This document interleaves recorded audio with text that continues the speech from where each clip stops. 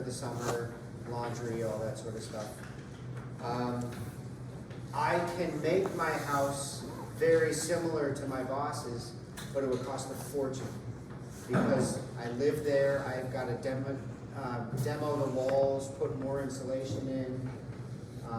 Much, much cheaper to do it before you start than afterwards.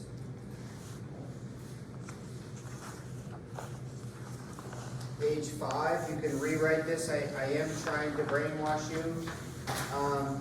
The 3 controls, most important controls, in order. Number 1 is heat. You're just writing this down. It's not there. It's on page 5. Number 1 is heat. Number 2 is air movement. And number 3 is moisture. If I want a perfect house that's going to cost me $0 at the end of any given year to heat and run, I want to control the heat, the air movement, and the moisture. And again, I guess if you're applying those big ideas, heat, air movement, and moisture to a home, it's easier to build a home that controls those 3 from scratch rather than fixing it after it's built.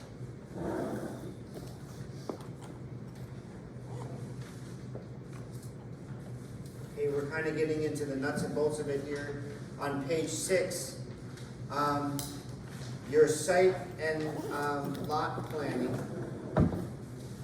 So I want you to know the orientation, passive solar potential, and zoning are 3 of the about 10 items that are important for your house.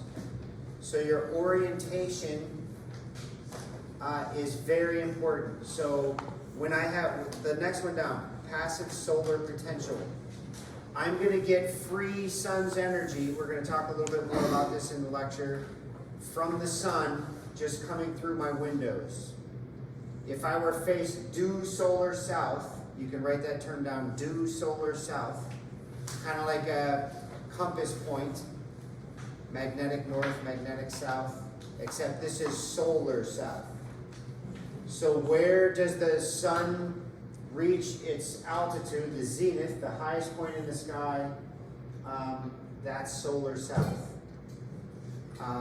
For us, this is basically south, and solar south is about 10 degrees off to the west. So that's where it happens to be. Why is that important? So we just talked about solar potential. If my house is pointed due solar south, I'm going to capture the maximum amount of sun's rays when I need them. Does that make sense? My windows are pointed right to the sun, and I'm going to get the most amount of free heat.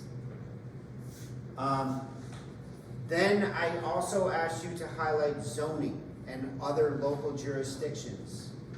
So I'm not really picking on Charlottetown, although they are in this bucket, but the vast majority of municipalities are.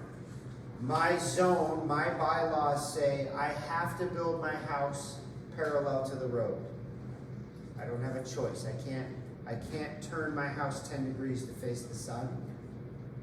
And so I am bound by law to be parallel with the road, which means I'm 10 degrees off catching the most amount of sun because of that bylaw. So why is that important?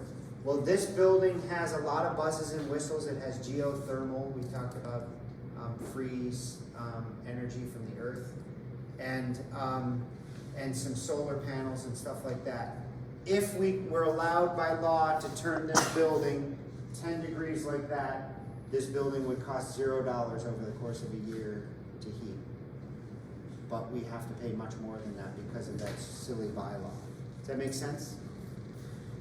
So probably the takeaway from this is probably you're not going to win a fight against Charlottetown, but it may make you decide, do I want to live downtown Charlottetown, or do I want to live out in the country 10 miles that way because I can do whatever I want?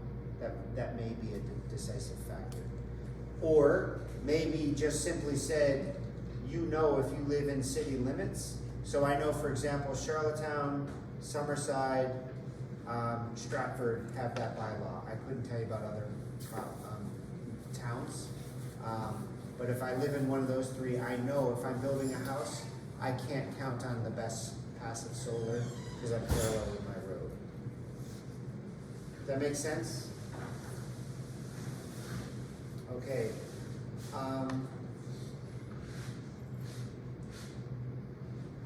So on page 7, we're just going to take that one step further. So when I have a house, and if I could do, I'm either as close to solar south as I am, which is what this building is. We're only 10 degrees off. We're still definitely getting free sun energy. We're just not maximizing it. The next best thing I can do is have deciduous trees in our backyard. Deciduous, you remember, are the ones that lose their leaves. They're like hardwoods, like maple, oak, things like that, as opposed to conifers, which are pine trees, spruce, that sort of thing. So in the winter, in the summer, my deciduous trees have what we call a full canopy, a bunch of leaves, and they act like an umbrella protecting my house from the sun. Does that make sense? So it's a shade. In the winter, it's perfect because they lose their leaves and they're just bare branches and they let the sun shine through. So in the summer, I want my house cool. Perfect, I have a natural free umbrella. In the winter, I want my house hot. Perfect, I can close that umbrella for free by Mother Nature. Does that make sense? And most of the time, the vast majority of time, I'm just thinking out loud, there's a development going in right behind Sears, right as we speak. You drive by there tonight on the bypass. They're putting in a huge amount of living space, and they went in and bulldozed all, it was a woods. It was already pre-built, and they went in and bulldozed everything. So with a little bit of thought, they could say, well, we're gonna have a house here so you can bulldoze there, and we're gonna have a house here so bulldoze there, but leave all the other trees. But that takes a little bit of extra thought. Not a lot, but just a little bit. So, but they don't do that. And if we did that, we can offset our cost by about 10%. By just having a mature deciduous tree on my solar south wall, I can reduce my heating cost by about 10%. It's pretty significant.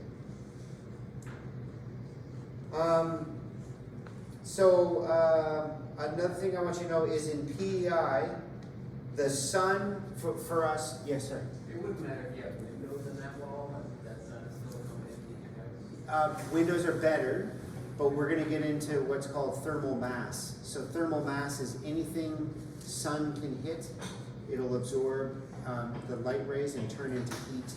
So this wall will turn into heat and radiate. That stone wall outside radiates heat inside all night after the sun's gone down. Yeah, that's the majority, like Province House, we're going to tour that soon. The walls are 3 feet thick, solid stone, not a great insulator. But the heat, the building is pretty energy efficient because all day long it absorbs heat and all night it radiates back out. So it definitely costs a lot to heat, but way less than a steel building. So it's called thermal mass. Your best bet is to have windows. The more windows, the better. The next best bet is to have thermal mass, which every house is. Yeah. Good question. Where was I? So in PEI, we talk about solar south. I guess I kind of got ahead of myself. The equator is south of us. It's warmer south of us, and the sun is always south of us. You know that, right? So if I lived on the equator, it would be directly above us, and I lived in the southern hemisphere, we'd be talking about the northern facing solar north. So that makes sense, right? I want my windows facing where the sun is, and just in PEI it happens to be in the south. Also keep in mind, we call it the zenith. As the sun comes across the horizon, it kind of rises in the east in the morning, and then reaches its peak, and then comes down and sets in the west. In the winter, it's really low. It doesn't get very high in the sky. We can even track that as a class if you want to. And in the summer, it comes really high above us, kind of right above our head at noon hour, and then comes down. Well, that's all the better because that deciduous tree is acting more like an umbrella in the summer, and it's able to get through the branches from the side in the winter. So it's almost like all the pieces are there by some design. We just have to be smart enough to not fight against it and embrace it, having trees there and so forth. Does that make sense? Okay.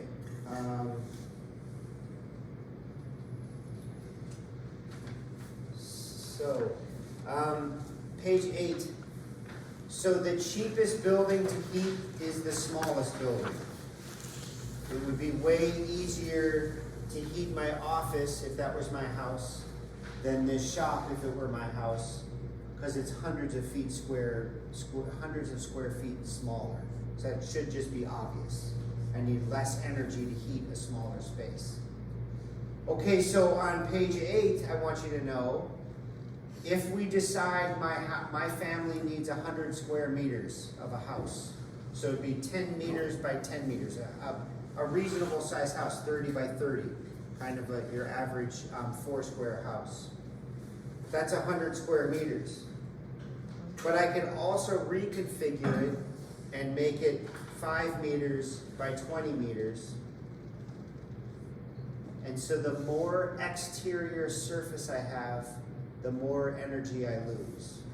So the tighter, more concise, smaller block I build out of, I'm happier because I'm spending less money conditioning the heat inside. Does that make sense? So I need 100 square feet. I tell the architect, square meters, sorry. We're better to build a square than a rectangle, because believe it or not, they're the same size house. I have the same area inside, but I have way more square footage on the outside of a rectangle, as you can see in the picture on page 8. So keep in mind, remember that concept, thermal bridging. If I have all those studs building these two houses, the square one and the rectangle, I have way more thermal bridging in that rectangle house on the bottom than I do in the top. So I'm constantly losing a fight against saving on my energy. You okay with that? Yeah? Venus, you good?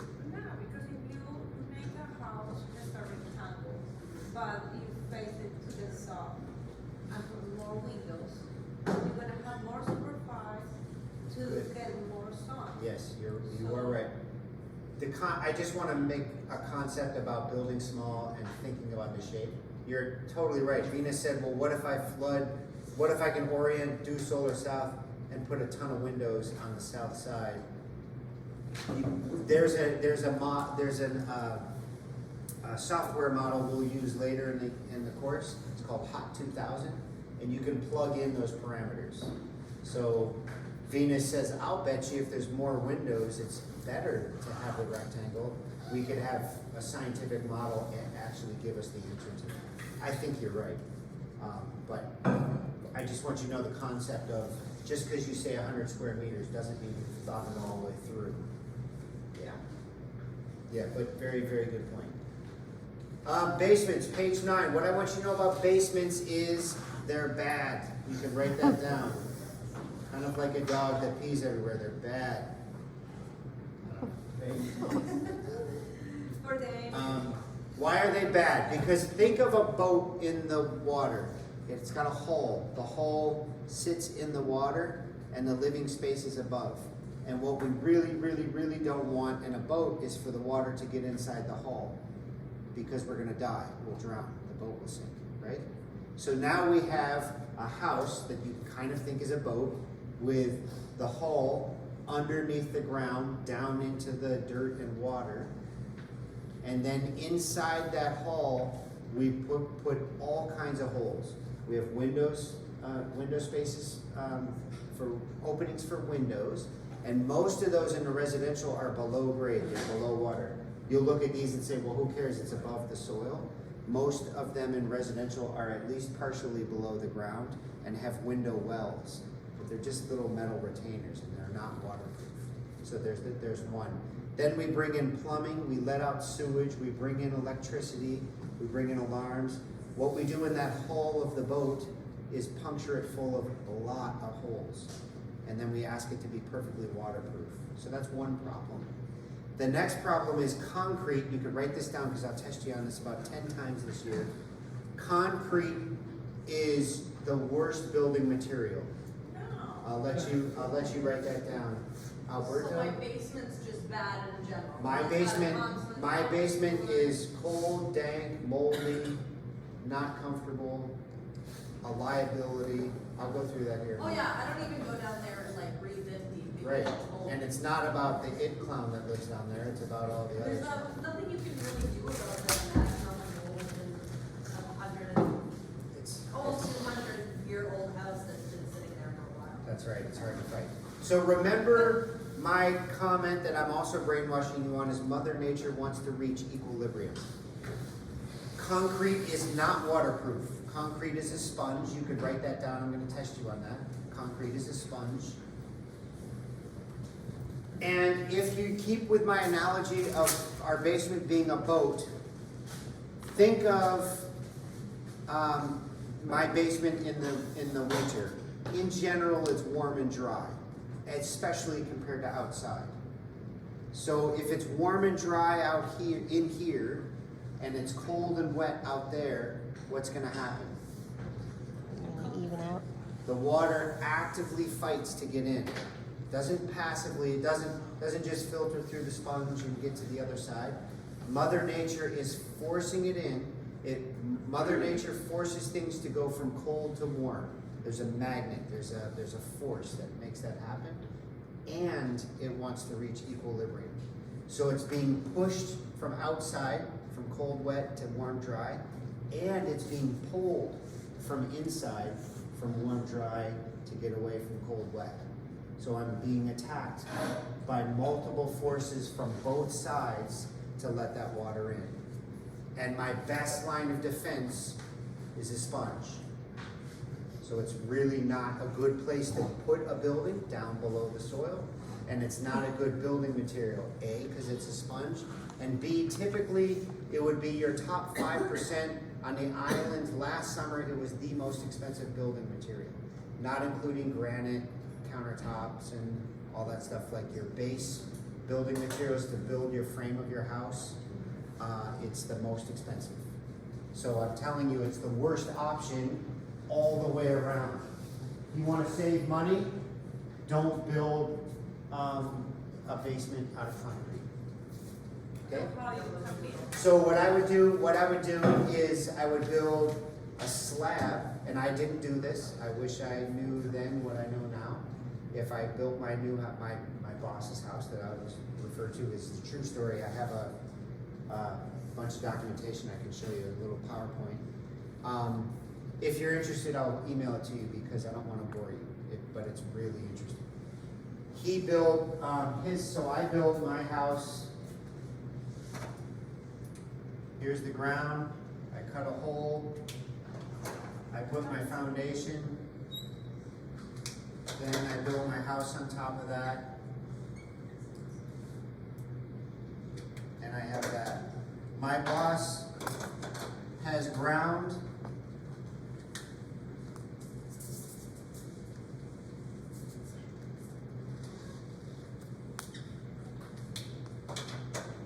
Four inches of foam. 4.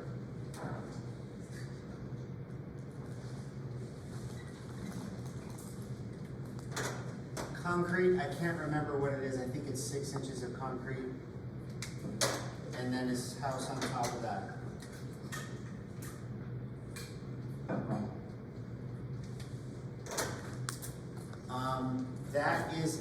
That's just outside of Summerside. Engineers, that was probably 10 years ago now that he built that. Engineers says, nope, we deny your permit to build. This isn't in the code book. Can't build it. So, other countries, do you know about, remember we talked about net zero? A house that is so energy efficient, it produces its own energy, at least over the course of a full year, where it costs you $0 over the course of a full year. Those homes were built in Scandinavia, way colder climates than here. Like the technology is there, it's proven, it works, it's been out for decades. So my old boss, Kent, he took the information and said, this is proven technology, I want to use it. And the city, back to zoning, they said, nope, doesn't exist, can't do that. You can do this. And he said, no thanks, I'm gonna do this. And he had to hire an engineer to say, yes, that's okay, you can build a house and it'll be stable, and prove to the city that it was okay, but he had to take that extra step. So, so back to what would I do now? I do exactly that. 4 inches of foam, concrete slab, and then I'm not having a hole inside the water full of holes. I just said it's a really expensive sponge. Here's my sponge. Here's the wet ground. And all that water is hitting foam, so it's waterproof. I have used concrete, but I've used a minimal amount. And my concrete is a thermal, is a solar mass. So when sunlight comes in, it hits that and warms up and radiates all night. My concrete is down here. There's a floor right here, obviously, there's the first floor. There's my concrete, which is a wet sponge. The sunlight comes in, hits my floor and cannot get to the concrete. So it's just a liability for me. This is a winner. Does that make sense? And the only difference is he sat down and thought about it, built that, and I've built, I don't know, 40 houses exactly like that. I can build that exact house with my eyes closed. So that's easy, don't have to think about it. It's just like my house, it's just like my uncle's house. It's not gonna fall down, you're gonna love it. Or I gotta slow down and think about it for a minute, hire an engineer, get things stamped. I don't know anymore. I could ask him if Summerside requires a stamp anymore from an engineer. They may have upgraded that, I'm not sure about that. How you attach that house? How what? Attach the house. There are, so if I blow up the concrete, here's a section of concrete, I pour what are called L brackets into them, so those are threads. And I bolt down my house on top of those threads. It's secure, it's legit. Because we usually make a hole. I don't remember how big it has to be, and make the columns from that on the ground. And we build. We call them piers. You're sinking a cylinder of concrete down into the ground. Yeah. Yeah. That Yep. has to be big. Yeah. And we just build it concrete, so. But we don't have snow. You don't have snow. You're worried about cooling, not heating. And I can't really talk about it with authority on that. Our California house was just concrete on the bottom, no Yeah. basement. No, Yeah, it's- right on. Yeah. In the slab. Yep. Yeah. In Southern California.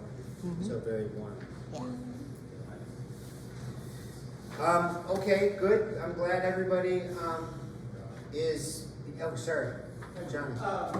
You said that you don't see the benefits of like the sun hitting your concrete because you have that first floor there, but does your boss's house not also have flooring above his concrete? It does, but it's all wood or click, and you know it's only 3/4 of an inch thick, and so it penetrates the light ray penetrates. As soon as light rays are absorbed into something, they turn into heat rays, and then they radiate out. So it's just filling that whole space full of heat. Yeah. Yeah. Good question. So, for example, where he has his bed, like in his bedroom. So pretend this is his bed, and it's covered with a mattress and a blanket. Underneath that concrete would be cool because this is acting like a blanket. It's acting like an insulator, but everything around it would be warm. Yeah. Okay, concept number 6 on page 10. If we just willy-nilly build a house without thinking about these concepts, you're typically offsetting your heat by 15% with solar gain. Solar energy, solar gain, yeah. Page 10. If you think about it a little bit and tweak things, you can get up to 40% of your cost free. if I make my windows bigger, if I tilt my house 10 degrees, if I design my windows a different way, we'll talk about that in a minute. With a little bit of thought, 1 day's worth of thought, 8 hours worth of thought, I can offset 90 years of a house's lifespan and its heating costs by 40%. It's an absolute no-brainer, but no one ever talked to me about that. Even right up until after I had my red seal, we never even discussed that. I wouldn't have that information to offer to a client, even if they didn't want it. So we have to do better as a class of professionals. So we talked about thermal mass already, that's on page 11. Basically anything that exists absorbs the sun's energy and radiates it out. So the beauty of that, remember there's convection, conduction, radiation. Radiation is the best way to heat, and so that tile floor heats up all day, and then it radiates out all night. Gives lovely, even, good temperature all night for free. I forgot, I was gonna say something about that, but I forgot. You all good with that? Okay. Page 12, like I said, I'd like you to know, you don't have to memorize this, it's an open book concept, but I would like you to know the concept. When you're designing windows for a house, kind of back to what Venus said, for Canada, so as far away as we are, basically 30 to 90 degrees parallel away from the equator, to design a house to work in cold climates, you want to use this formula top of page 12. So you take the window height, you put your window in, a quarter of that height. So if my window is 4 feet high, 1 foot down, I'll install the top of my window below the eave. And then I want my eave to stick out 2/3 past the length of my wall relative to the height of my window. Anybody know why I do all that math? Yep, it's the same thing. The sun's high in the summer, the sun's low in the winter. I want a ball cap to shade my windows in the summer. I want that sun to come right in during the winter. So again, someone smarter than us made the formula, so we would have to do that. Probably you can answer this question no problem at all. Guess how many times over the course of my career we talked about this with homeowners? 0. Do you think my boss asked that question? Yep. And so he's paying $300 a year, and I'm not. So I'm buying trusses anyway. It would be almost a $0 difference. I'm saying to the truss company, make my trusses this size.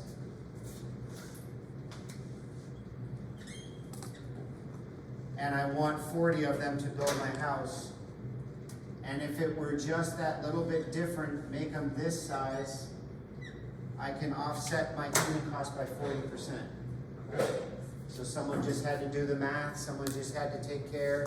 It would have taken less than a day. It would have taken about an hour of work. So even if I charged $10,000 an hour, it would still be worth your money to hire me to do that. And I probably only charge 40 an hour. So a no-brainer. We just have to get smarter about that. Okay, and there's a good picture on page 13 about the sun. There's your house, kind of an aerial view, like a drone looking at a house. And you can see the sun is high in the summer and low in the winter. So we can monopolize on that. We know those forces are there. Okay, some other design concepts. Page 14. Kind of back to Venus's thought, well, if I built that rectangle house and flooded all my windows on the north side, south side, then I'm going to get tons of solar gain. Might get enough that I'm almost net zero just with windows. One piece more than that is let's design this house within reason where all my windows are on the south and no windows are on the north. You don't want to live in a house like that, but you can get pretty close to doing that. And by doing that, you can have on the picture on page 14 on the top. On the south side of my house, bedrooms, kitchens, living room, things like that. On the north side of my house, hallways, closets, utility closets, laundry room, things like that. So I need all those things anyway. Just push them to the north side and we're okay.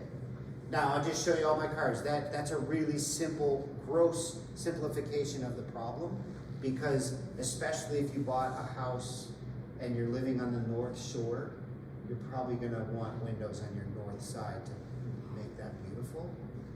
But you'd be making that decision before you bought that property, hopefully, and you could at least put more windows on the south than you might have, because you still wanna capture that silver game. We talk about ventilation too, so we want nice open cross ventilation, so the more openings the better. Page 15, we talk about natural light. So we have windows, we have skylights, 3 different kinds, and then we have pipe lighting. So skylights, you can write there, are a problem. I don't recommend them. I've literally never seen a single skylight that doesn't leak. How many people have a skylight that doesn't leak? It leaks. We leave it open on accident a lot, so it only leaks. Human error. It Leaks for human error a lot. And pipe lighting, do you all know what that is? Yes, Mm-mm. it's nice.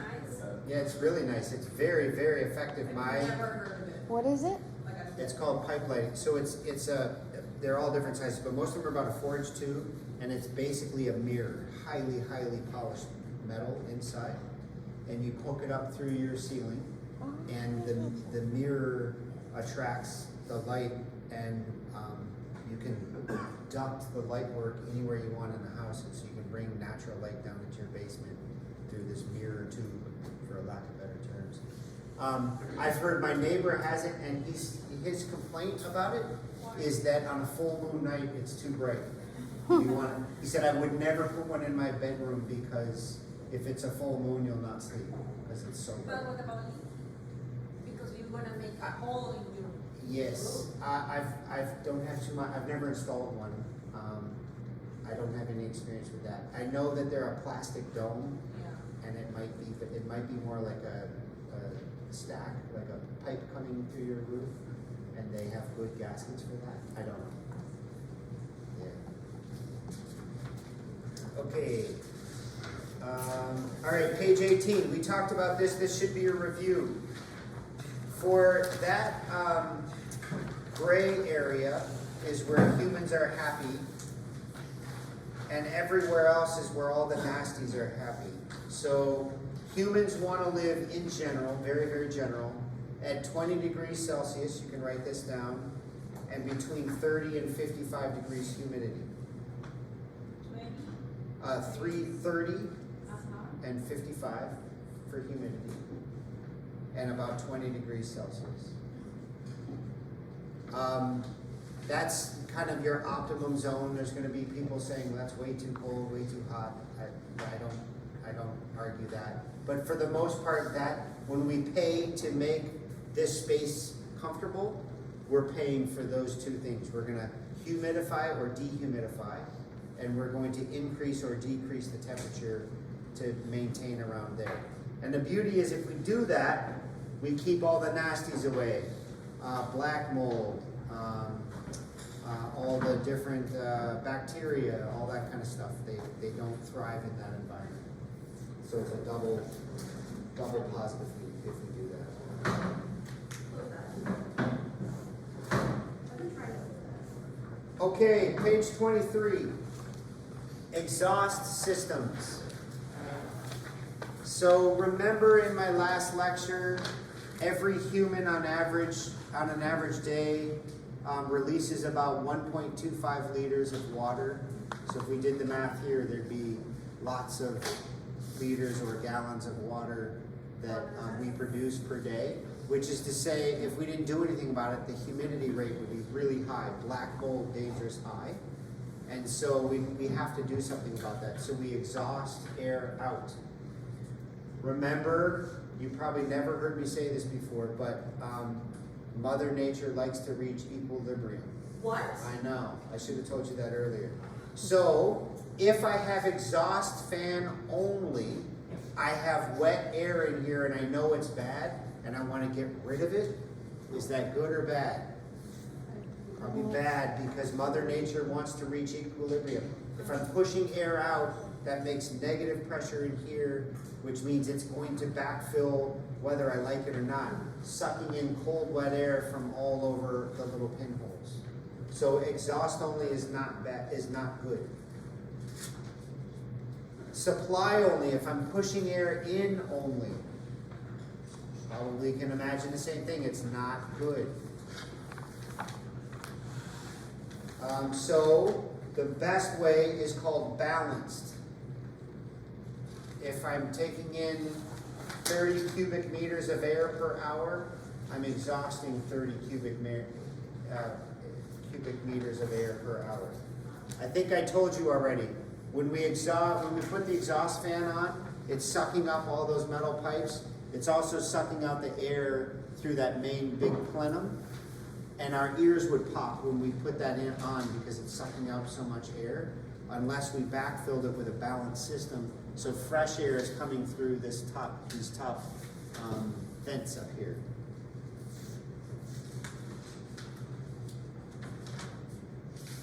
Okay, heat recovery unit. So page 26, sorry. HRV or HRU, you could put that, heat recovery ventilator or heat recovery unit. What page was that again? 26. Does anybody know if they have one in their house? Braden, you have one? Page, what, page? It's heat recovery ventilator, HRV, which is there, but you can also write HRU, heat recovery unit. So I just said we have this moist air where we want to ventilate it out, we want a balanced system, but I also keep harping on the most important thing. There's three things that are important. Controlling the heat, controlling the air movement, controlling moisture. If the most important thing is controlling heat, and then this part of the lecture I say you should dump that air out of the house because it's full of moisture and carbon dioxide, that seems a little bit odd because you just said you want to hang on to your heat, which is true. We still want to get rid of the moisture, we still want to get rid of the CO2, so what are we going to do about it? We have an HRV or an HRU, they're the same thing, heat recovery unit. And what it does is, you can think of it as a box. And what it does is it takes the old air out of this room and pushes it through that box. And most boxes look like a honeycomb of aluminum. And aluminum is really, really efficient. It's like 98% efficient of robbing heat.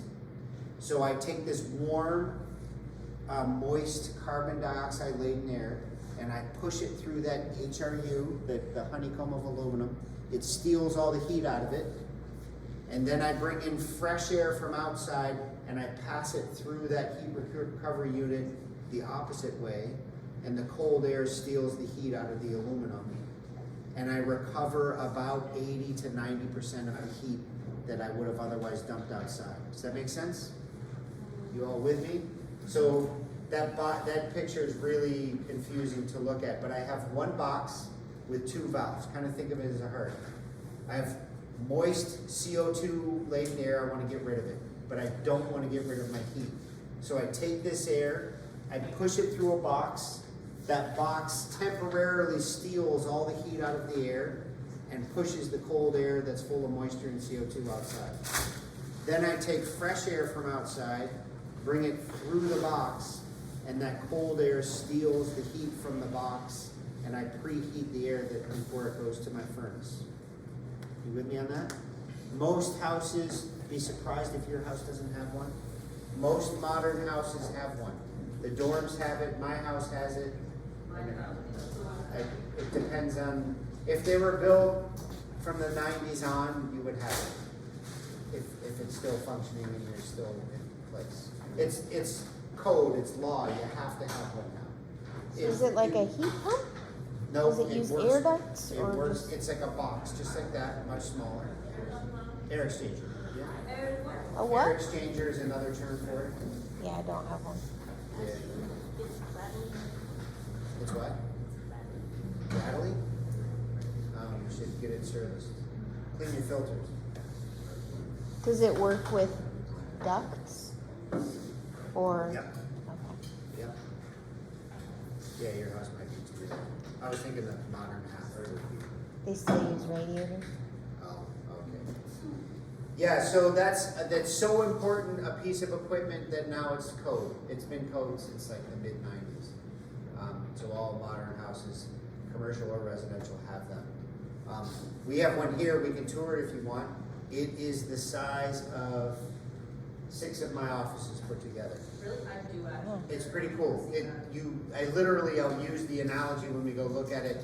You can hear the heart pumping, sucking out the old air from inside, boom, boom, and then it goes outside, and then it's bringing in new stuff, boom, boom, and you can hear it just cycle back and forth, back and forth, back and forth, and it's saving about 80% of the heat. So all the air that we heated here, all the temperature that we've caused in here, that we've caused heat, we're saving 80% of that before it gets lost, and we're recycling it in our fresh air, and then we're taking that fresh air that's got free heat in it, and then we're putting it through our furnace, so we're preheating it that way as well. There's enough, you can write this stat down. There's enough solar energy that hits the out. There is enough solar energy that hits the earth in 1 hour that it can give all humans their power needs for an entire year. 1 hour's worth of sun gives all humans power needs for 1 year.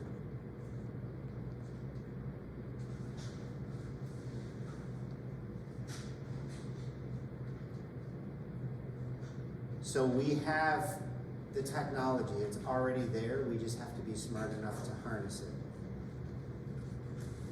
If you leave this building and you go to the next building, the Charlottetown Center where the library and the cafeteria are and stuff, and then you come back from that building and you walk towards this building, so the west face of this building has a big brown aluminum box screwed to the outside, almost the size of the building.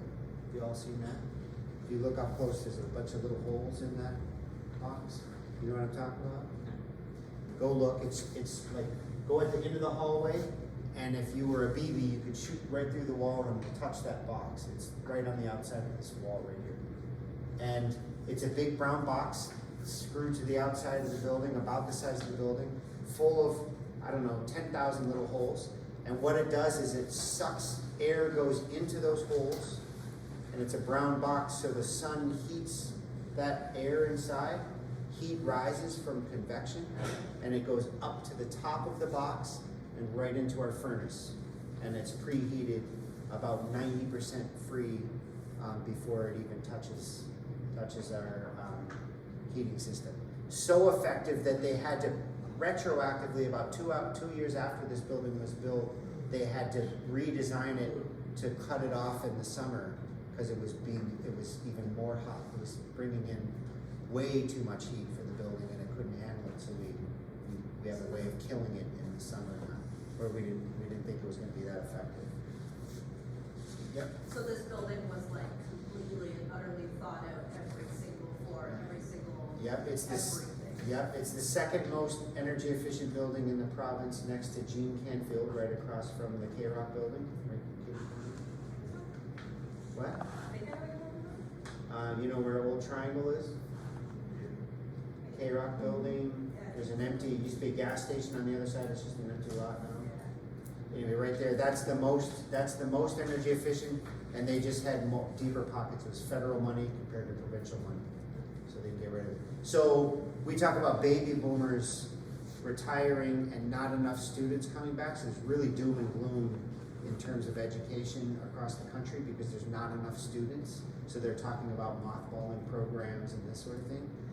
Just so you know, when this building was built, it's projected to help the bottom line of our institution because it's costing almost $0 to perform.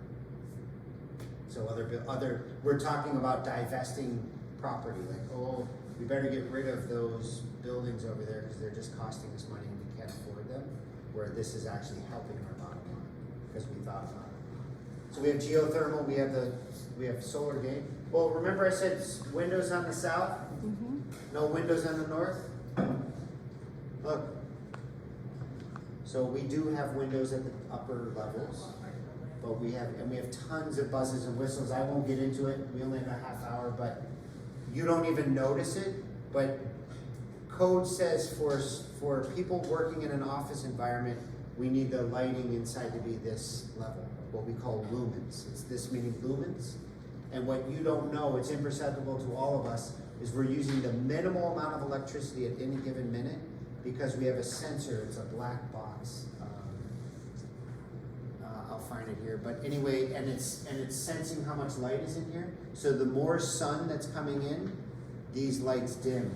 So it's always this level of lumens, but with the minimal amount of electricity burning, and infinite number of buzzes and whistles like that. You probably see all the lights, like in the bathroom, you often go in the middle of class and they're off, because after 5 minutes of zero occupancy, they turn off and turn on. Same with heater, like if I'm not in my office, the temperature in my office drops 5 degrees. And then when I come back in, the lights go on and the temperature comes back up. So just things like that.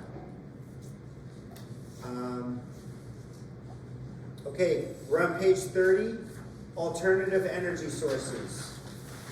So what I want you to write down is this is kind of everything other than fossil fuel.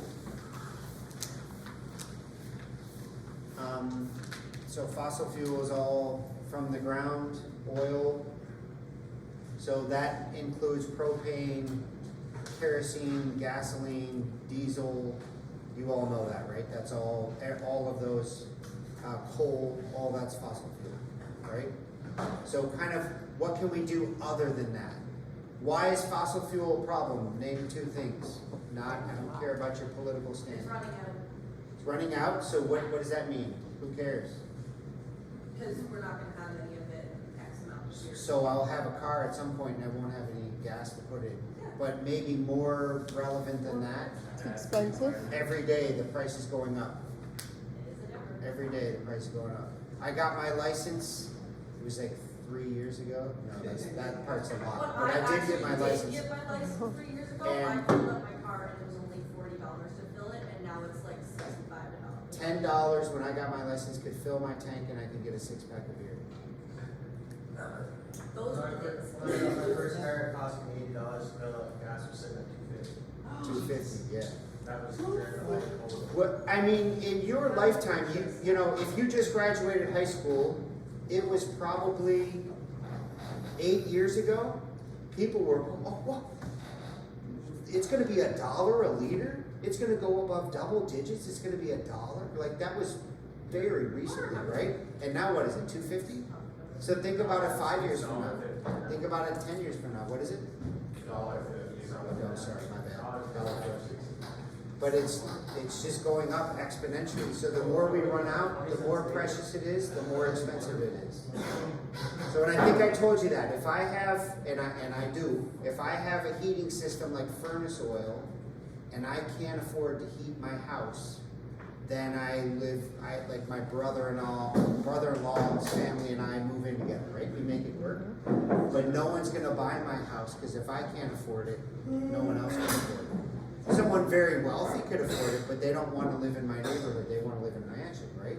So if I can't afford my house, I'm probably not gonna be able to offload it and sell it to anybody else. So we need to start thinking about these things. Anyway, so number 1, alternative heat source is solar energy, and there's 2 parts to that I want you to know. How do we get energy from the sun? Name one way. Heat. Passive. Just sit there, and it heats you up. But I can also, and so yes, that's the answer to first part for solar is heat. I can make that solar heat. I could just feel warm sitting in my window. I can make hot water. I can make hot air, things like that. So heat. What's the other one with a solar? I'll set it back. Solar panels, which do what for me? Yeah, I produce electricity. It flicks off electrons, and I'm collecting those electrons, and like Simon said, I could either use them directly, or I could, if I'm making too much, I could store them in batteries, and burn them later. How many people live in Summerside? No one? We have a huge solar farm. The biggest solar farm in PEI is up in Summerside. And the problem with it is we need to know what to do with the power. No, the vast majority of power is required at night. As soon as we all get home from work, we want to cook dinner, we want to take a warm shower, we want to turn the TV on, we want to turn the furnace up and get cozy. And so after it's dark, we're asking for tons of power. And during the day, just like my house, yours is probably vacant, doesn't need much power at all. So it's kind of opposite. So we have to figure out what we're going to do about that. So we can store it in batteries, we can do all that sort of stuff. If you live in Summerside, you can get a free heater, and it's a thermal mass. What it is a big block that heats up with electricity, and it's just a big mass of rock, and it heats up in your home with electricity because there's tons of it during the day and none of it at night. And then at night when it gets cold, it radiates through your house, so you get free heat using that solar electricity. So solar energy is the first way we can get alternative energy. There's two ways for that. One is just raw heat, the other is electricity.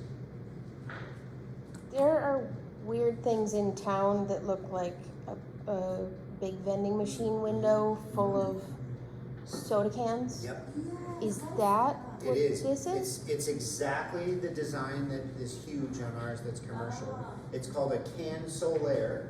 It is cans, it is aluminum cans, and they're stacked together like this. And it looks like the size of a refrigerator door. Yeah. And it's got a plexiglass rounded clear front, and the cans are painted black. And someone from Newfoundland invented it, and what they really invented was the concept, but when they take the can, say it's a Pepsi can, there's a special punch that he pokes a hole in it, and the punch makes the hole, the piece that he punches out bend so it's like a fin, and the next one is another fin. So as the air rises with convection, it's a black can, the air gets into it, it circulates as it goes up through those cans and superheats.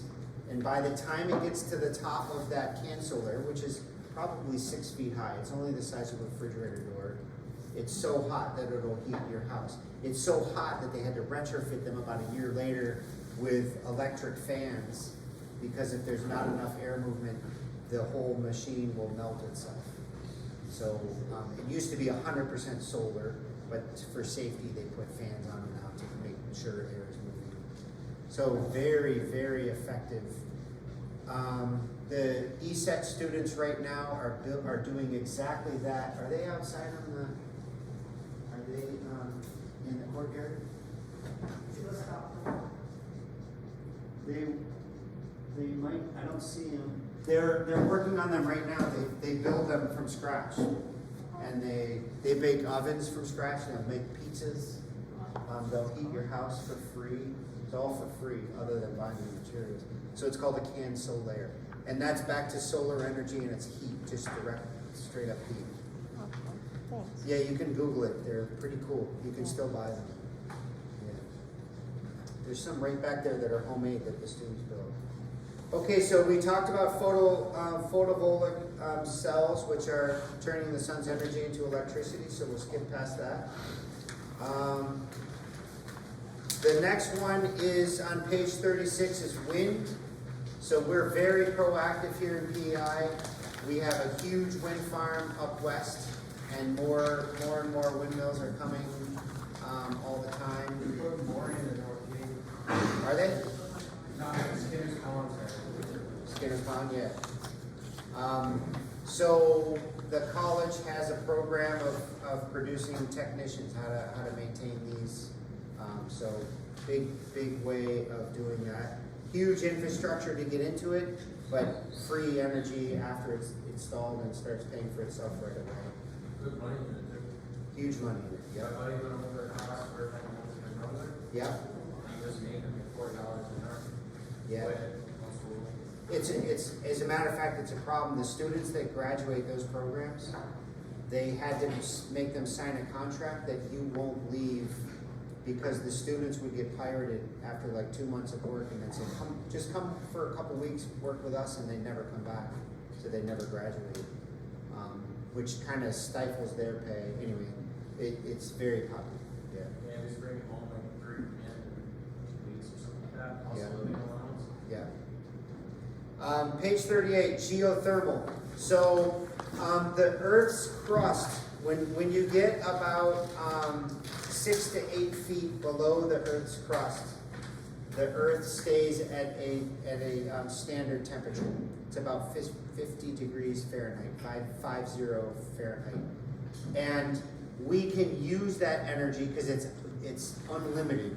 In terms of our human resources, that's unlimited temperature that we can harness into. And we can harness into it both ways. So I can harness into it for the winter. So pretend it's minus 20 out, and it would be plus 10 below the Earth's surface with Celsius. So that's a 30-degree temperature swing. I can get 30 degrees of free warmth out of the ground, unlimited. And then I only have to heat my water or my air from plus 10 to plus 20, as opposed to minus 20 to plus 20. Does that make sense? I'm either heating 40 degrees or 10 degrees. So a no-brainer, and again, it's unlimited. I can siphon as much of that power out as I possibly can.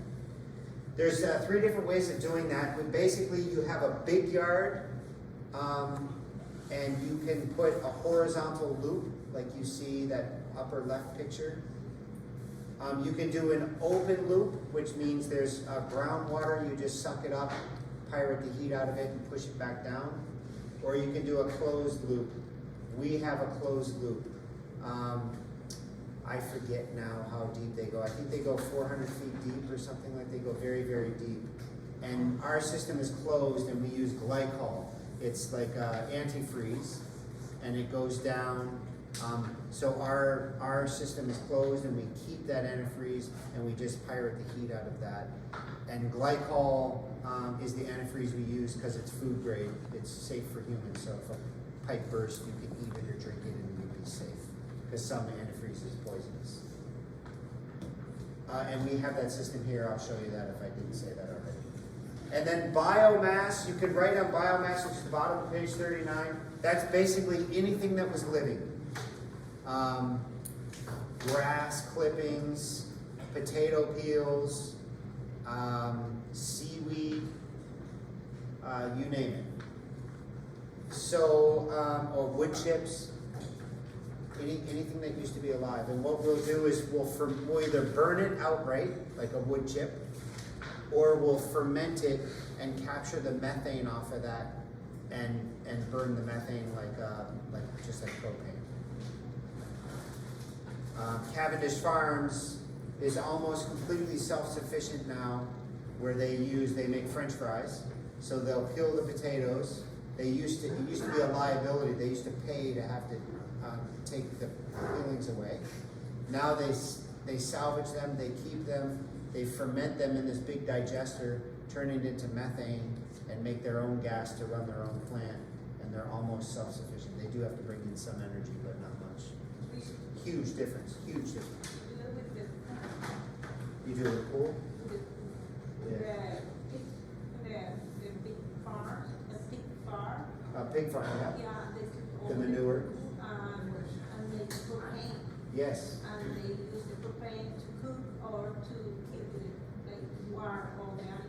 Yeah, exactly right. So all those things, like we want French fries, we want pigs, all that sort of stuff. So instead of these liabilities like pig manure or French fry peelings, we just got a little smart about it, turned it into methane, and have free gas. So it's making it more self-sufficient.